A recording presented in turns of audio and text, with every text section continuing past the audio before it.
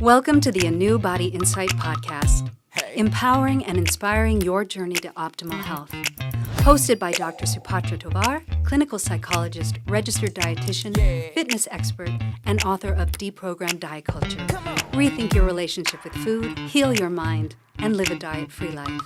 And Chantal Donnelly, physical therapist and author of Settled, How to Find Calm in a Stress-Inducing World. We follow our guests' journey to optimal health, providing you with the keys to unlock your own wellness path. Tune in and evolve with us. Hello, and welcome to the ANEW Body Insight Podcast. I am Chantal Donnelly. And I am Dr. Supatra Tovar. You are indeed. And today we are here with author and coach Deanna Moffitt. Really excited to have you here. Well, I'm thrilled to be here. Thanks so much, Chantal. It's a pleasure to be here.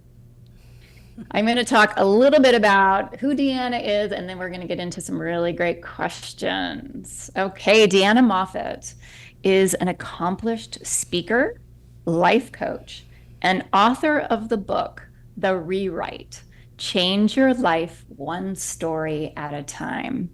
She has traveled the country providing workshops and speaking to leadership for companies such as Google, Marriott, American Express, Coca-Cola, Delta, and so many more.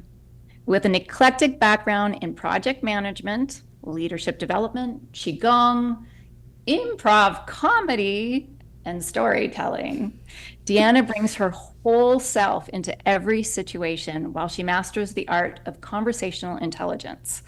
The word people use most to describe her is energizing. And I am going to say that the word I use to describe her is dear, dear, dear friend. Yay, so glad you're here. Thanks, Chantal. Although I have to tell you, that's probably more than one word. Oh, that's true. Just friend doesn't sound right. It's got to be dear friend, at least. Yeah. Dear friend. Yeah, I love it. You need more words, Chantal, more words. Deanna, it is so lovely to meet you. I'm so excited for this interview. I've been looking forward to this. And I have heard that at age 36, you were on your way, had this successful career. You were a senior project manager in the corporate world, and then something major shifted in you. Please, please, please enlighten us on why you had a change of heart and then what you did next. Yeah, well, I'll give you the real story. There's a story that I give to other people, but because you guys are good friends, I'm going to give you the real story. And the real story is I was in a relationship with someone. I had been doing improv here in Portland, Oregon. I'm in Portland right now, staying with my mom. And I was doing improv with someone who was also, I was in relationship with, and I had just bought a house, and I didn't love my job by any means, but, I was kind of getting the golden handcuff situation where I was making good money. And this person that I was dating, he, about 6 months after I bought the house, he goes, you know what? He goes, I want to move to Chicago and do improv there. And I was like, what? I just bought this house. I couldn't fathom how that was going to work out. And he stayed. He did make that declaration, and then we lived together. And he stayed in Portland for another year, kind of get his finances in place, and then moved out to Chicago. And I was in this job doing very well, but sucking my soul dry. And after 6 months, I saw him patching it together, figuring it out. And to be honest with you, this is what my real talk is. I thought, if that dum-dum can figure it out, anyone can. I can definitely figure it out.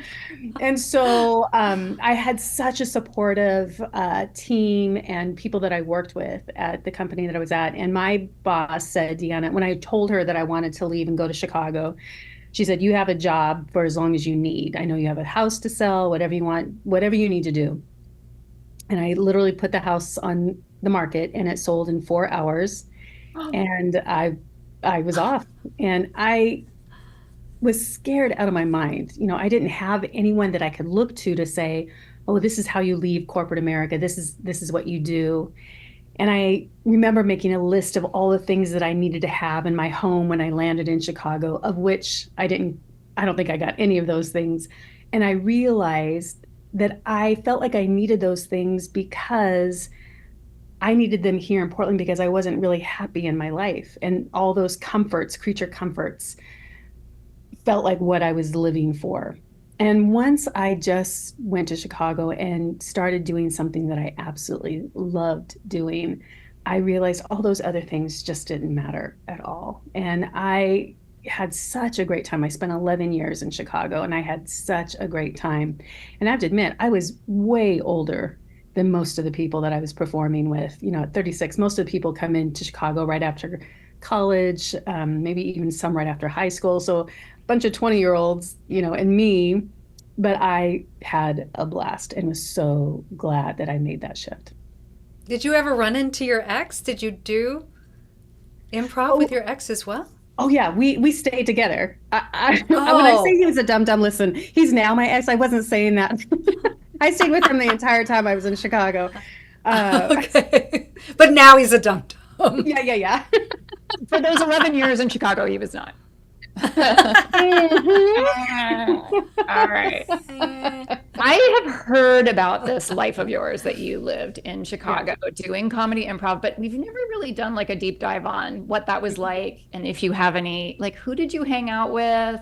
Do you have any great memories? Oh yeah. What was that part of your life like? I have so many great memories. You know, it was almost like I was replaying. I didn't have a normal college experience. I went back to college as an adult. Because it was all these young folks, I kind of re-had a college experience, patched a bunch of jobs together, performed all over the place. I actually worked on cruise ships for about 18 months of my life. So 3 winters in a row, I went and toured all over the place and did the Mediterranean and Hawaii and the Caribbean. And you know, it was a time for me to understand the importance of play.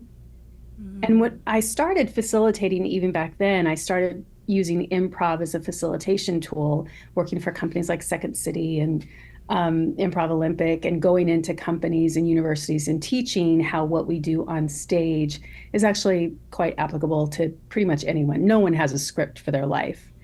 And so how do you stay present? How do you stay in the moment? How do you really listen to people?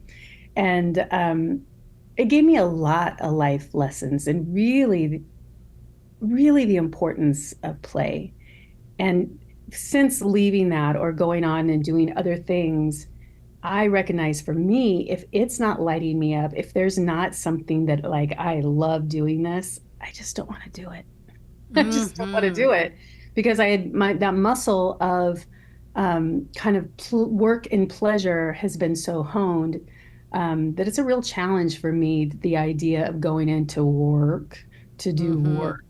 It doesn't mean I won't do it every once in a while, but it's not something I love to do. Oh, wow.